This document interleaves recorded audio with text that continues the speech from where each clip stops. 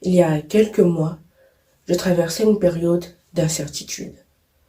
Vous vous reconnaîtrez certainement, une de ces périodes où on ne sait plus où aller, où on ne sait plus que faire. Non pas que l'on manque d'inspiration, bien au contraire, on a trop d'imagination pour pas autant de motivation. En quête d'une nouvelle orientation, j'ai écouté une émission au titre assez évocateur, Génération déclassée. L'animatrice, Erin Coney, comme si elle souhaitait me provoquer, a dit que ce qui nous sépare des entrepreneurs est tout simplement leur capacité à passer à l'action. Waouh! Ce nous, m'incluant par définition, je l'ai naturellement pris très personnellement. Et j'ai immédiatement lancé mon podcast littéraire après la traversée des chapitres, car oui, il était temps de passer à l'action. Pour moi, c'est cela réussir en entrepreneuriat. Obtenir la satisfaction d'avoir créé quelque chose soi-même, d'avoir rendu palpable un projet qui n'a longtemps été que songe. Mais, c'est ma définition. Assez détachée des enjeux financiers qui régissent notre monde. Assez utopique en réalité, et je l'admets. Car si l'on se fie à moi, créer et entreprendre, en somme, passer à l'action suffisent au trousseau de clés qui ouvre la porte vers les lauriers.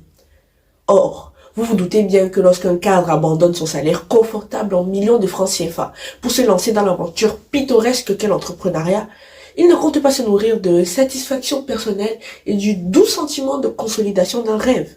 Non, il lui faut du gain. Et pour lui, réussir implique cela. Cette idée qui saura être rentabilisée, cette idée qui pourra se démarquer sur un marché certainement saturé, il lui faut apporter un souffle nouveau. Et c'est notre troisième sésame. Créer, entreprendre et innover sont les clés pour le succès en entrepreneuriat. Il est difficile de ne pas souscrire à cette affirmation après mon argumentation. En effet, mon propos s'articulait autour de ces trois principes. Mais, l'étudiante en communication que je suis reste sur sa faim. Frustrée, offusquée, presque blessée. Ne devrais-je pas être totalement d'accord pour une fois être totalement pour? Non, c'est trop me demander. Alors je vous demande, que serait Apple sans ses grandes conférences spectacles à chaque nouveau lancement? Que deviendrait Yango sans son marketing offensif?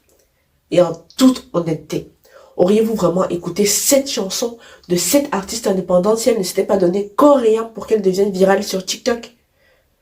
Ah, chère communication d'entreprise à qui j'ai dédié tant d'années d'études, te voilà la grande oubliée de ce concours.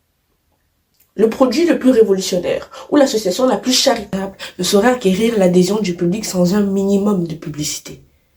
En définitive, créer, entreprendre et innover sont des clés pour le succès en entrepreneuriat, mais dans le monde actuel, un principe est à rajouter. Car comme le dit Stuart Britt, faire du commerce sans publicité, c'est comme faire de l'œil à quelqu'un dans le noir. Vous savez ce que vous faites, mais personne d'autre ne le sait.